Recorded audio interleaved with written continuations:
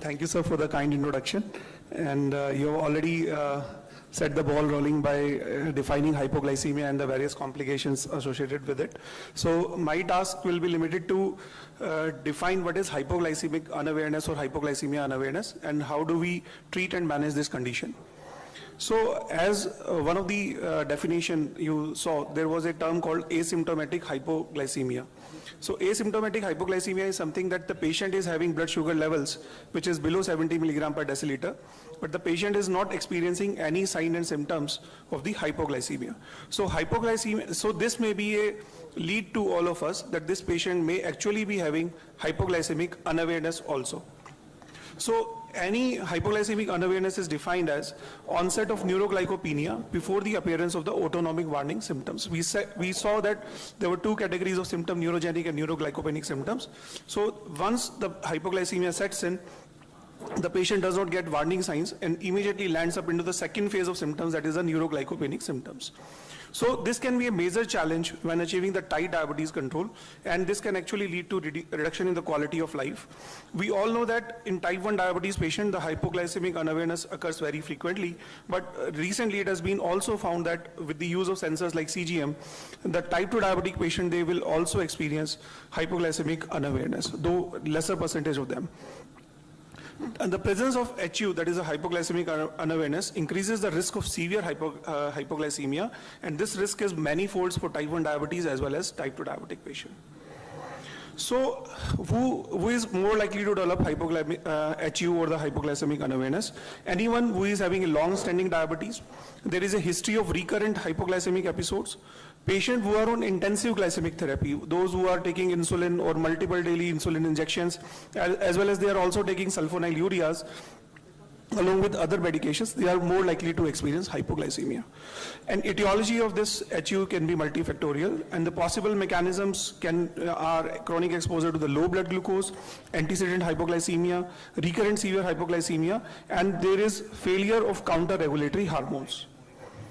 So there is data from many epidemiological studies which suggest that certain factors like tight HbA1, intensive insulin therapy, HbA1c can be a predictor of hypoglycemic awareness in men, but there are certain other factors like QTc interval and hypertension which increases the risk of hypoglycemia in women. So women are more susceptible to develop HU than the male patients. The last point in this slide is just to explain that sometimes there can be genetic variations also, and some people may be more predisposed to HU simply because they have certain genetic mutations or the modifications. If you look at the HU, you will regard it as a maladaptive as well as the adaptive response. Why adaptive? Because when the glucose levels are falling down, the brain is trying to be energetic and active and trying to protect the individual. But at the same time, it is maladaptive because the warning signs are gone. So since some patient is not getting the warning sign, they can land up in immediate emergency. So the time necessary for complete cognitive recovery, these are certain evidences which have shown that those who have HU, they take less time to complete recovery after restoration of the normoglycemia. Also, in animal studies, it have been seen that the recurrent moderate hypoglycemia had less brain cell death and less mortality during or following mild hypoglycemia than those without recurrent hypoglycemia. However, hypoglycemia-associated autonomic failure, that is the failure of counter-regulatory hormones to act, is without any doubt a maladaptive response. If we consider that defective glucose counter-regulation at HU increases the risk of severe hypoglycemia with increased morbidity and mortality. So this is a simple slide which will show you what are the adaptive mechanisms which comes in whenever a patient experiences hypoglycemia. You will find that the first steps which happens is that there is a decrease in insulin secretion. This phase is compromised in patient with type 1 diabetes and type 2 diabetes. Then the second response which occurs is there is an increase in glucagon secretion. This is again impaired in patients with type 2 diabetes. And the third thing is that there is an increase in catecholamine release and the patient then develops hypoglycemic symptoms.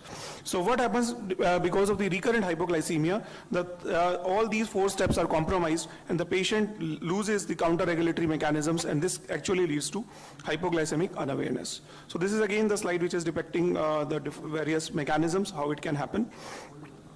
It is important to understand that there are various theories or hypotheses which have been proposed for the hypoglycemic unawareness, and I will be taking 4 most common theories into account. what is happening is that the blood glucose levels are falling, but at the same time, the brain is able to keep itself energetic, and the patient is not developing symptoms. So there is a change in the brain glucose transport or the glucose metabolism. So this hypothesis says that there is an increase in the normalized, what MRI scans have shown, that there is an increase in the normalized FDG uptake in certain areas of the brain, including the left amygdala and the bilateral ventral striatum in response to the hypoglycemia. And in patients with HU, the uptake in these brains region falls significantly. Also, there are certain reduced responses which are seen in patients with HU, and during recurrent hypoglycemia, cerebral blood flow also reduces significantly in the thalamus and the hypothalamus compared to the healthy control. So all these changes, they suggest that there is a reduced neural activation in these brain regions that participate in glucose sensing or coordination of the counter-regulator response. So this is one hypothesis which says that altered metabolism allows the brain to be energetic at that point of time. These are a simple slide which shows that these changes may be occurring at the level of the neurons and leading to reduced responsiveness to the hypoglycemia. This is again another theory which says that the brain glycogen supercompensation hypothesis. It says that following an attack of hypoglycemia, the glycogen concentration in the brain increases. So this glycogen is able to keep the brain more active during even when the systemic hypoglycemia is happening. But important question is that whether this can lead to any therapeutic intervention for the management of hypoglycemic unawareness. This is again the brain fuel hypothesis. So whenever the systemic hypoglycemia is happening, the brain switches to an alternate fuel. For example, the fuels like lactate or ketones may be utilized by brains at that point of time, and so there is an increase in the blood-brain barrier monocarboxylic acid transport. So these may be the mechanism where the brain shifts to the alternative fuel, and when the blood glucose levels are falling, still the brain is able to keep itself active. And this is again the brain neural communication hypothesis, which says that the GABA level in ventromedial hypothalamus interstitial fluids are decreased during acute hypoglycemia, but when the acute hypoglycemia is occurring repeatedly, then these levels are actually increased in the brain area. So whenever the hypoglycemia happens, the neuronal networks, they don't recognize the hypoglycemia happening systematically, and the patient will actually be landing immediately into more severe symptoms.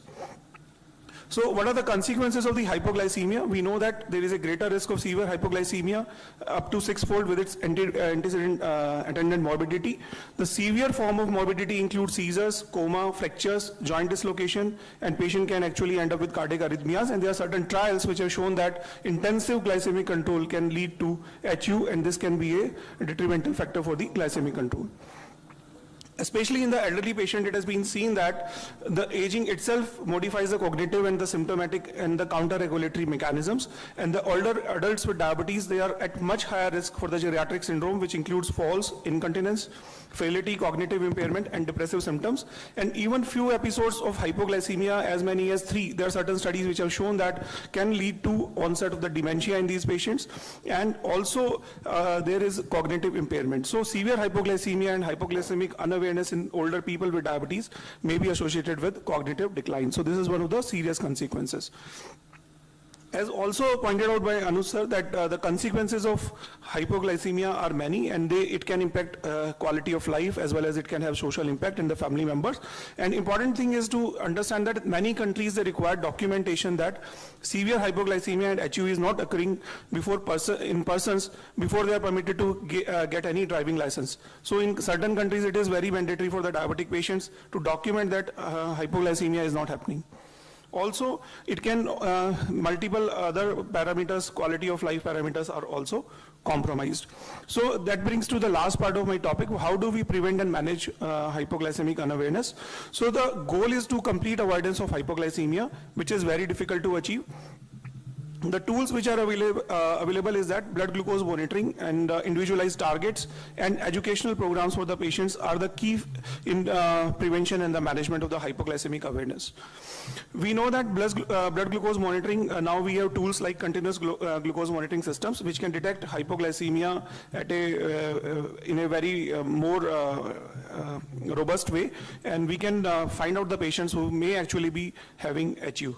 Also, we need to have individualized targets for the patients, and we should relax the targets, but it is hypoglycemia does not mean that we allow the patient to have very high HbA1c levels. So sometimes we need to modify the goals as per the patient's own comorbidities and the age and the other factors.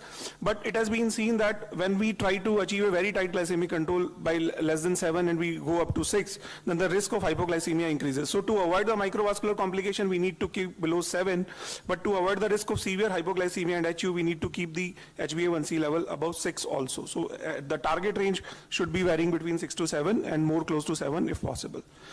Educational programs are very, very important. It has been seen that the patients who are well educated and those who are able to identify hypoglycemia early warning signs, they may be able to prevent it. And it is important to tell them how to correct the hypoglycemia by eating right at the right time, using the regular snacks, and correcting hypoglycemia whenever it is required. So diabetes self-management and education can have physical and psychological benefits, and it can result in behavior changes with positive influence in the outcome. So the treatment options for the management of hypoglycemia awareness and mechanism of action, we know that some of these can be done, some of these cannot be done. Optimizing insulin treatments, if somebody is on insulin, we would like to change the insulin regime, and we would try to see that the patient does not have hypoglycemia. If somebody is on also having sulfonylureas or the other combinations which can lead to hypoglycemia, then probably a review of therapy is required. Certain other therapies like use of beta-2 adrenergic agents can enhance adrenal effect, but is not routinely used. Use of methylxanthine derivatives like caffeine and theophylline, they can lead to CNS stimulation, but is not, these are all experimental therapies. Use of serotonin reuptake inhibitors, fluoxetine, sertraline, paroxetine, or they're all again investigational therapy.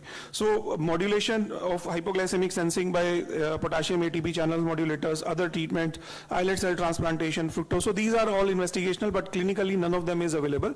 So the two important thing is that we need to educate the patient, we need to identify the hypoglycemia, and we need to modify the therapy at the same time keeping in mind that the HbA1c does not slips. So with this, I would like to conclude by saying that HU is a complex and difficult to study phenomena, and it has greater risk to the patients, and it is common in patients with type 1 diabetes as well as it is seen in type 2 diabetes patient also. And there are numerous research studies which have begun to uncover the mechanisms by which the CNS responds and adapts to hypoglycemia. And until effective measures are developed to reverse HU, part of the role of the healthcare professional is that to educate people with diabetes and the risk which are associated with HU. And it is important to discuss hypoglycemia prevention strategies with patients, so don't be scared by in discussing hypoglycemia, so that achieving their glucose control as well as at the same time minimizing the morbidity and mortality associated with hypoglycemia.